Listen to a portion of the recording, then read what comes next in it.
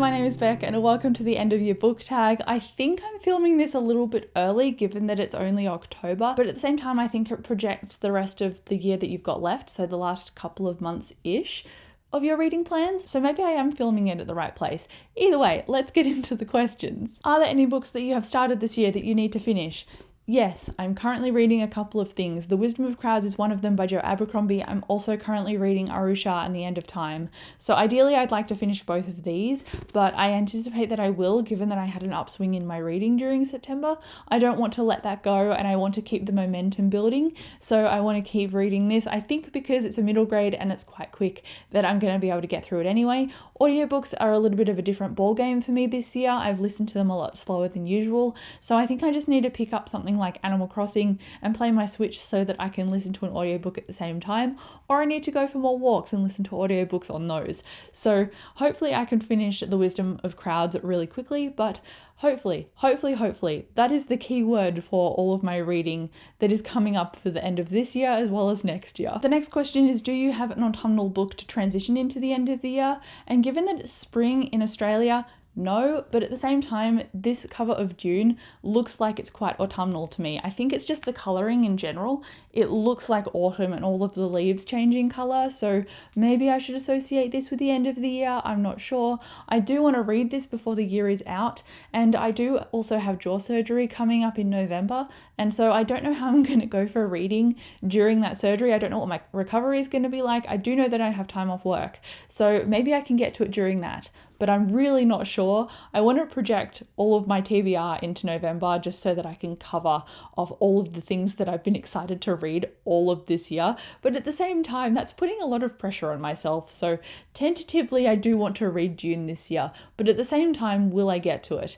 That is the ultimate question. If you've read June and you think I would like it, let me know down below, because I've heard a lot of mixed opinions, and ultimately I just want to love it because I think the movie looks incredible and I'm obviously yet to see it. I'm really excited about it as well. So hopefully I can get to this one, but fingers crossed for me. The next one is there a new release that you are currently waiting for? And I don't, there is the rest of the Skyward books by Brandon Sanderson. There is a couple of novellas as well as Cytonic, which is out in November.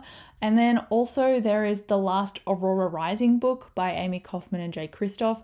But I've committed very much to doing book talks for each of the books in that series, but my enjoyment has gone down with the series for each book. So I quite liked Aurora Rising. I didn't really like the things that happened in Aurora Burning, and I'll leave them linked if I remember, because if you want to talk about spoilers, I'm all ears in those videos, but I really don't know how I'm going to go with Aurora's End, which is the third book in the series, because there are some things that I've predicted, and there are some things that the way that Amy and Jay have written them just didn't really convince me.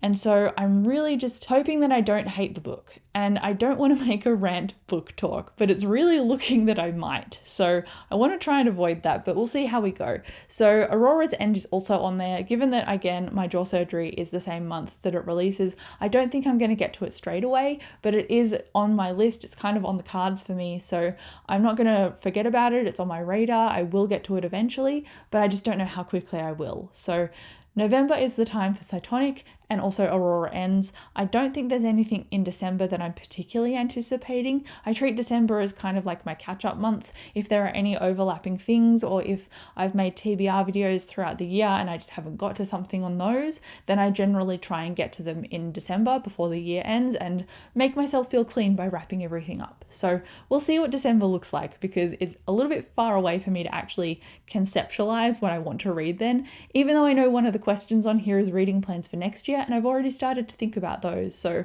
cognitive dissonance, but let's move on. The next question is, what are 3 books that you want to read by the end of this year? And I have my TBR stacked up behind me, so I'm just going to grab 3. We have Caliban's War, which is the second book in the Expanse series, and I have had this on pretty much half of my TBRs for this year. Essentially, I do want to read this, but at the same time, it is just a very thick, complicated science fiction series, and I've tried sampling the audiobook and I don't like it, so I need to read this physically, and I've just been putting it off. I read Leviathan Wakes in January or February, and I went and bought this out while I was reading Leviathan Wakes, so it has been a while, and this is still sitting on my TBR. To be fair, I haven't started it yet, so it's not like I started it and then put it down, but I'd like to get to it this year. So it is on my list for the end of the year, and we'll see how much I can hold myself accountable for it. In addition to that, I also put Legendborn on my magical readathon list, and that was during September. And this follows a girl who goes to a magical college. There's also her mother who has passed away, but I think she ended up being murdered, and so there's a murder mystery element to this as well. It also involves magic and a whole dark academia underground society with it, so it sounds way up my alley and something that I'd really enjoy. But given that I just didn't make time to start it because it's a little bit of a longer book, I'm hoping that I can get to it at the end of the year. So ultimately that is why I want to read it. Again, I haven't tried the audiobook for it. I haven't sampled anything, so I'm going to be reading this one physically as well. And then 3 of 3, I have Theft of Swords, and I actually have sampled the audiobook for this as well. And I realized it's done by the same guy who does Red Rising, and I loved the Red Rising audiobooks. So I'm very excited to dive into this on audiobook.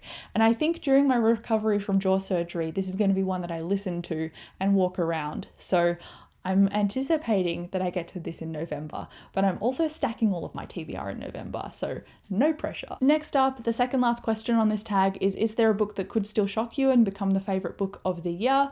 I don't think it could become my favorite of the year, but I think it could become one of my favorites, and that is The Ninth Reign. I've had this on and off my radar because I put it as a 5-star prediction for the end half of the year. I redid that video to kind of revamp it and re-energize myself, and I've seen this recommended on Elliot Brooks' channel quite a lot, and that's where I got this recommendation from. Ever since, I've seen comments here and there from people saying that they've loved these. So hopefully I am the same and I end up loving this too, because it is a high fantasy, it's an adult complicated fantasy, and I love those. So I'm anticipating that I'll love this as well, but at the same time, I thought I'd love Fireborn as well, and that is a YA fantasy. Generally, I don't really delve into YA fantasy too much. While I enjoyed Fireborn, and I talked about it in my September wrap-up, I didn't love it the way that Elliot Brooks loved it. So I'm a bit dubious with the reading taste of Elliot compared to myself. I'm like, ooh, things that I thought would align didn't, because I didn't adore Fireborn the way that she did. So I'm hoping that I like this as much as she did, because this is one of her favorites as well. So we'll see how I go with this one as well, anticipating that it's going to be 5, but kind of tentatively anticipating it with hope. So I'm just going to step into it with my eyes closed and hope that I fall head over heels in love with it. We'll see if that happens. Ultimately, I hope it does. And then, of course, the last question on this tag is, have you already started making reading plans for next year? And absolutely, I have. I've been following Brandon Sanderson's YouTube channel, and he talks about weekly updates on there with his writing and his drafting and all of his processes and releases and everything. And he's also writing the next Wax and Wayne book. So the Wax and Wayne book, that series is Era 2 of Mistborn, starts with Alloy of Law, but in Mistborn you get the Final Empire, the Well of Ascension, and the Hero of Ages, and that makes up the trilogy. So I'm hoping to reread Mistborn Era 1 and then Mistborn Era 2 next year. So I want to start January off by reading the first Mistborn book again, because I really love that series so much and I haven't reread it yet, and I'm really looking forward to doing that. And if I start my year on one of my favorite authors, surely everything else can go right after that. Surely it can. So that is the end of this book tag. Come and let me know if you've made reading plans for the start of next year already, because I just can't stop myself from thinking about it. So thank you so much for watching this video. Come chat to me down below, and I'll see you in my next one. Bye.